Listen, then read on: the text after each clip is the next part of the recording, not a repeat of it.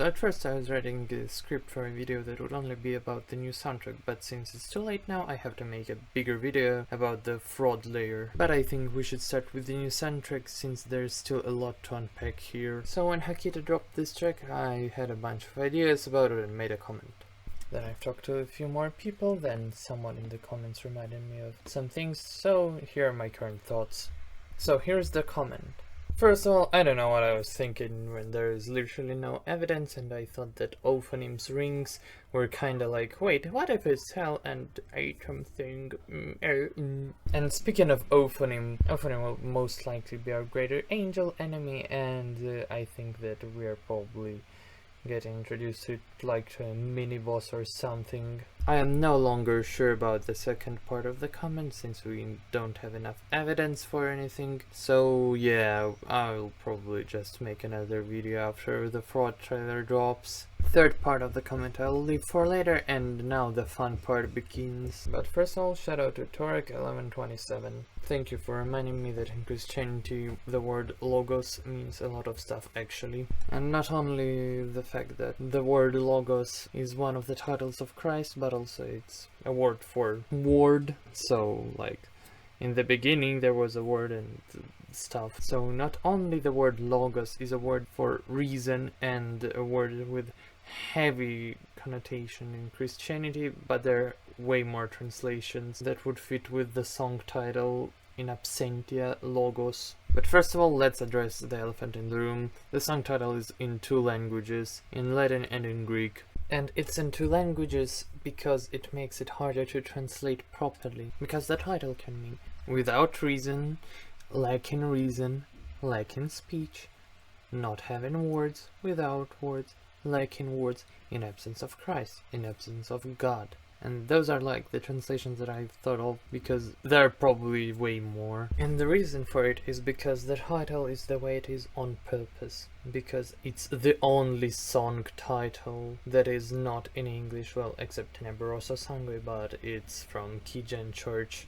And even then it was in one language. Basically using two languages in a song title makes the song title harder to interpret, because languages can bring more context. Because if it was in one single language, like if it was in English and it was like without reason, then it would be easier to interpret. But since it's in absentia logos, then it's way harder to interpret. So I'll still go with the without reason interpretation, not because like haha funny, the war without reason callback, but because any translation is without rhyme or reason or logic. Well, it has logic, but you get the picture. Well, I have a little bit more about the title, but we will get to it later in the video.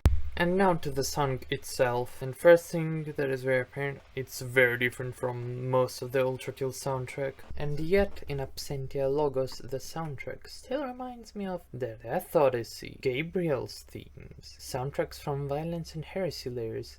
In particular, it reminds me of Tenebroso Sangue in its tempo. It's okay, I'm not a musical, I don't have any musical education, I just going off the vibes now. And in terms of reminding me of violence, it reminds me of how tragic it sounds, I don't know. And also the tempo of the song reminding me of Tenebroso Sangue means that maybe the level would be kinda difficult, like it would have some difficult rooms and stuff, probably because it would add a new enemy or two, I hope 3 at least. Okay, that's too much, but we get the picture. Speaking of the level is named Heartbreak Wonderland, which is a reference to an album by the same name made by World's End Girlfriend, and the album is cool, you should probably give a listen to it. Oh, remember the part of the comment that I purposely avoided? Yeah, I remember in 2024 when Halloween promo art just came out, I was like, yep, this is the new arm. And now I was thinking this way for one simple reason. I remember the promo art that featured the rocket launcher before Wrath and Heresy came out, and then the Ultra Revamp update came out, and after which the video by Chroma Prime came out, and I was like, oh my god, you're so right actually. Now I've got even more stuff since this leak dropped, which probably isn't even a leak and just a bold assumption that makes a lot of sense, and has perfectly hit the mark with the assumption of Greater Angel and a new husk type, since we didn't get any in the Act 3 yet. Well, mannequins were made from husks, but these are demons. so it doesn't count. And to address the elephant in the room, the greater angel is definitely not the guy in the statue, because we are not gonna get a new arm from a greater angel. Like, yeah, we can get a shotgun from a greater machine, sure, but a golden arm from a greater angel? Nah, we always got arms from something supreme. Well, since V2 is dead, there needs to be a new source for our arm, and on one hand it could be a greater angel since we've got a shotgun from a greater machine, sword machine, but we've got most of our arms, aka all of them, that aren't the feedbacker from V2, so I kinda doubt that we are gonna get the arm from something greater, not the supreme type thingy, but who knows, I could be wrong. And here's my bitch ass milquetoast take. That thing depicted in the statue in Limbo. This ain't an angel, but you know what it reminds me of? A soldier. This thing reminds me of a soldier, and why would a soldier have angelic weapons? Angels left hell because the fucking god left. That's why there would be some armaments left there. So there are two options. It's just a better soldier made from the armaments that haven't left, and from probably some greater husk, because, like, I don't know, maybe it takes some ferryman or something to become a big cool guy with an arm. Or it's some husk that tried to rebel against hell and heaven and blah blah blah. Probably not, because they wouldn't be alive by this point. They'd probably get Gabriel or something. Or this still could be an angel, or this could be a demon. But it's definitely not a machine though, because there wouldn't be any statues depicting it, especially in hell. And with that out of the way, let's get to the alchemy part of the video. And I don't have much to add to Chroma's video in terms of alchemy stuff.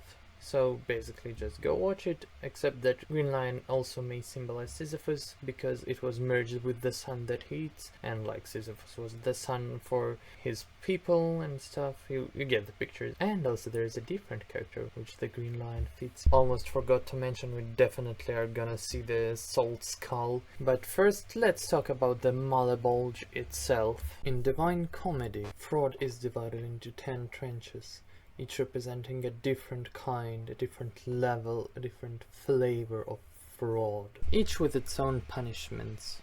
In the Divine Comedy, the problem is that all the bridges are broken since the harrowing of hell, when Jesus saved souls from there. And because of it, Dante and Virgil needed some help in transportation throughout the trenches of the Malebolge. So here Geryon comes into play, monster of fraud, who bears resemblance to a lion with the wings of dragon and a scorpion tail and a face of an honest man. So let's go from the first trench to the last. In the first trench we've got penders and seducers who are whipped by the demons and forced to march in a circle. In the second trench we've got flatterers that are drowned in the river of shit. In the third trench we've got simoniacs who have their feet ablaze and are forced to be in the baptismal fonts. And although all the popes share the same font, so basically imagine that Junji Ito story, but also you are fucking burning in hell. In the fourth trench we've got sorcerers, and they just have their heads rotated 180 degrees and are forced to walk backwards, and they're also blinded by their tears, so they wouldn't be able to walk straight ever again.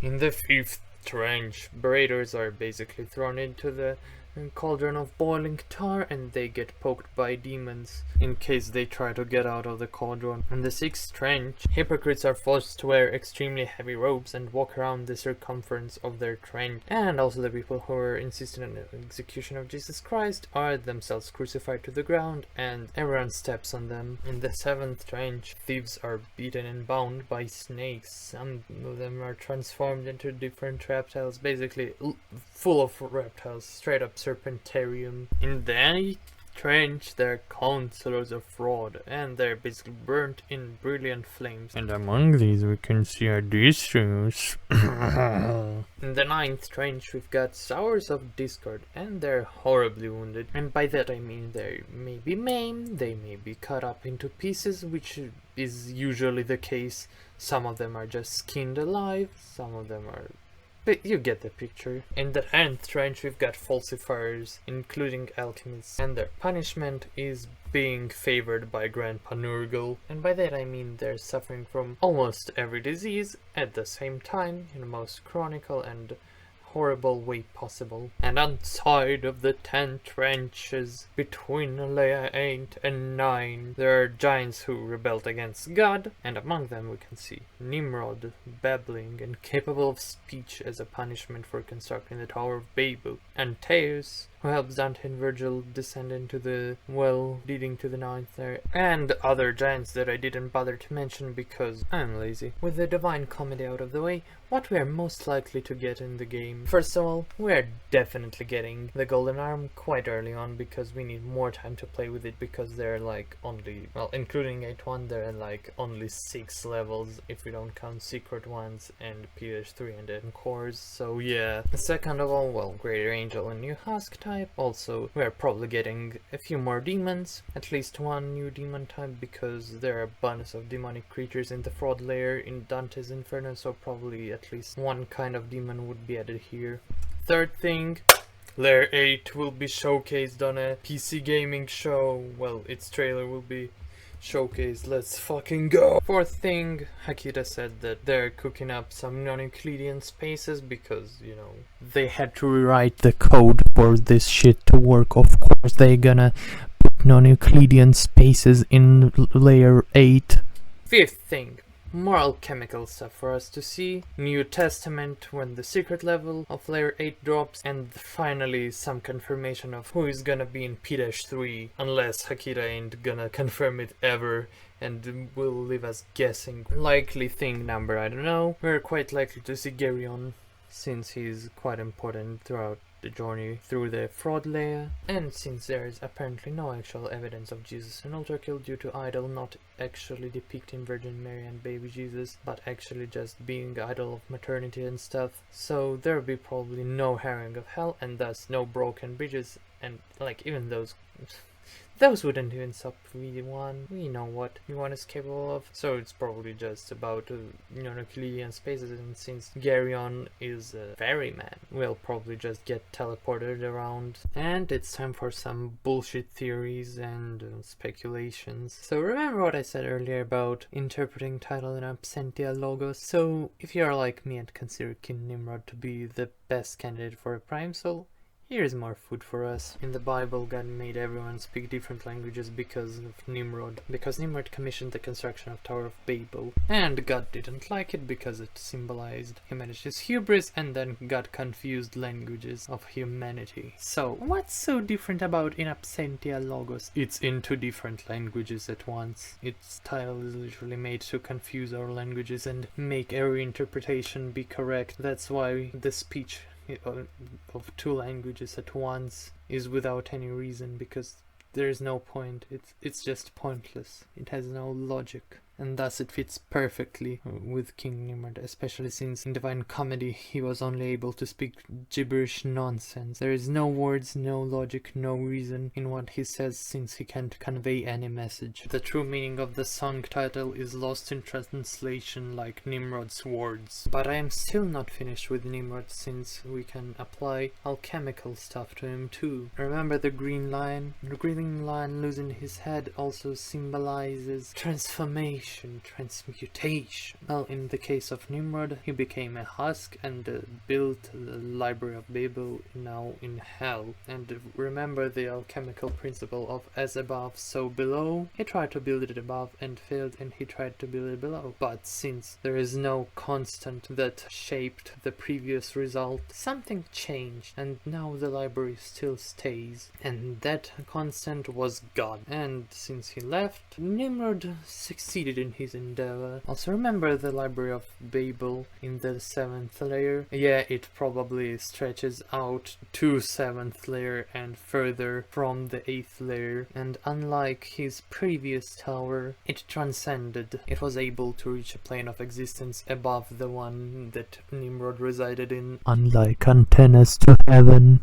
Okay, with Nimrod out of the way, now to pure speculation. I think that 8-1 may be like 7-1, and by that I mean it would be like giving off some angelic, some serene vibes at first, and then we're gonna get a goddamn boss fight in the first level, and the rest of the fucking layer wouldn't look like it and would be divine comedy accurate. And the last thing I want to speculate on before ending the video is Garyon. And the thing about Garyon is he may not be the monster of fraud in the same way that he's in the divine comedy, and by that I mean there won't be any need for him to have wings and stuff, especially since he's a ferryman and he can fucking teleport us around non-Euclidean spaces. But it's not actually necessary for him. Maybe he would have a fucking monstrosity of a pet and he would fly on it. Tell me in the comments what you think. I hope you all like, comment and subscribe, but especially comment because I wanna hear your thoughts.